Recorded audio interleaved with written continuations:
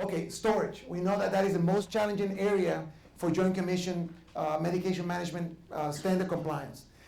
NQF, surprisingly, only had 2 recommendations in the safe practices. So recommendations are to have a written medication policy, medication storage policy, and also, very important, to make sure that we have ready-to-administer medications. And I want to highlight that because the industry has become more engaged in developing, making more products available that are ready to administer, more so than 4 or 5 years ago. And very often medications that were not available a year ago or 6 months ago, they are now available in a ready-to-administer form. So we need to stay vigilant and keep up with what the industry is producing. All right, so since this is the biggest Joint Commission challenge, let me just go ahead and spend a couple more minutes talking about storage.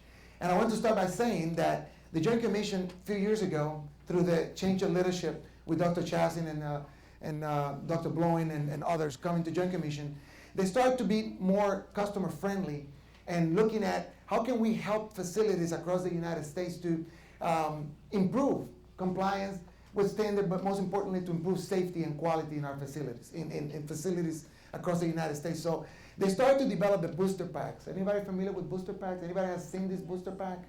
You know, the medication, the MM311 medication storage booster pack. Basically, this is the answers to the test, if you will. This is what the Joint Commission is going to be looking at when they go out and survey for medication storage compliance. A few more things on storage. Okay, store medications according to manufacturer's recommendations. That means refrigerated, frozen products. How do we monitor the refrigerators that store these medications or the freezers? Not sure if you have an electronic way of monitoring temperatures here. Some do, some don't. If you still have the paper logs, you know, are those being recorded appropriately? But most importantly, when you record the temperatures, are you taking the appropriate actions when the temperatures are out of range? And that's the big thing that the Joint Commission is focusing on right now. There have been facilities that are spotless with their temperature tracking record, right? They have all the shift, all the temperatures, all the days for the whole year, right? But then when you look at the record, they have 2 weeks that the temperature was out of range. And they ask, so what do you do this week? Well, I don't know, I just log the temperature. That was what I was told, to write down the temperature. You know, but the most important thing is what actions are you taking when the temperature is out of range? Are you calling the pharmacy? Are you putting them back in a functional refrigerator? Are you doing the research, talking to manufacturers and so on to determine if that medication is appropriate for use or not? Automated dispensing cabinets, the safety features are not always maximized. So are we using forcing features? And Mary talked about that, the forcing features of the automated dispensing cabinet technology, or the smart pump technology for that reason, to ensure safety. But in the automated cabinets, are we maximizing the safety features? Remove expired medications. I'll talk more about expired meds in a minute when I talk about multi-dose vials, and then doing periodic inspections. Those are requirements. Now, multi-dose vial, this is a big challenge, right? What is it? What is the beyond use date? What is the date that the vial is good for after you penetrate it? 28 days, right? You still ask around, you can ask 10 people and you can probably get a few people that would say 30 days. But it's 28 days as recommended by USP Chapter 797. And then the other question is, what date do you put on the vial? What? The day it expired. Exactly. But you still ask around and you'll still get answers, oh, the day I opened the vial.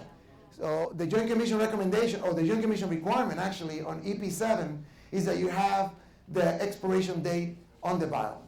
The 28 day doesn't apply to vaccines, and Joint Commission actually clarified that in the perspective of June of 2010 edition. They clarified that, so vaccines are not included. Thank you for the reminder.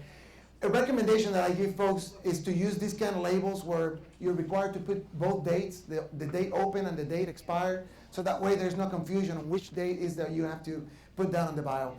But the best recommendation that I can give you is to eliminate multi-dose vials and you don't use them at all, right? So as much as you can, get a ready-to-administer single-dose pre-filled syringe, so that way you don't have to mess with this. All right, and then keep in mind that the beyond use date issue applies to other things like contrast media and solutions that are kept in warmers. Like in the radiology department, when we go and do our inspections, check and see how is the contrast media stored. If it is stored in a warmer, look at the package insert because the beyond use date is reduced. You can store it, well, depends on the brand, but there are some brands that you can store it at 98 degree for only 14 days, not for the date on the label. So keep that in mind. Same with the solutions. And then glucometers also, the strips. When you open the vial, there's some that have a beyond use date, there's some that don't.